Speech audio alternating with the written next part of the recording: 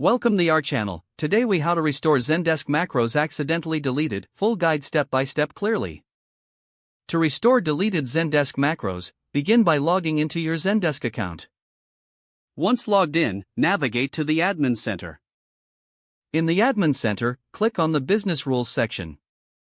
Under Business Rules, select Macros from the available options. In the Macros section, look for the Deleted tab. Click on the Deleted tab to view all macros that have been deleted. Find the macro you wish to restore in the list. Once you locate the macro, click on the checkbox next to its name.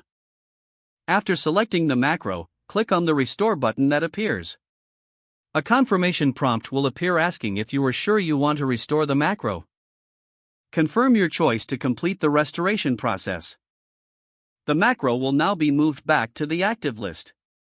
To verify that the macro has been restored, navigate back to the Active tab. Look for the macro in the list to ensure it is now active again. If the macro does not appear, try refreshing the page. Your restored macro is now ready for use in your Zendesk account. If the page does not load, refresh the browser or try again in a private or incognito window. Make sure you are using the correct email address, then retype it carefully to avoid small typos.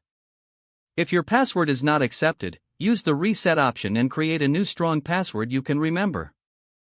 Check your spam folder for verification or security emails, then complete any requested confirmation steps. Enable two-factor authentication if available to improve account security and reduce unauthorized access risk. After signing in, review your profile details so your contact information and settings are accurate and current. If you see an error message, note it down and try again after restarting your device and internet connection.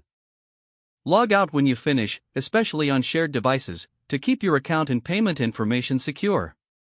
If the page does not load, refresh the browser or try again in a private or incognito window. Make sure you are using the correct email address, then retype it carefully to avoid small typos. If your password is not accepted, use the reset option and create a new strong password you can remember. Check your spam folder for verification or security emails, then complete any requested. Don't forget to like this video and subscribe to our channel for more step-by-step tech guides.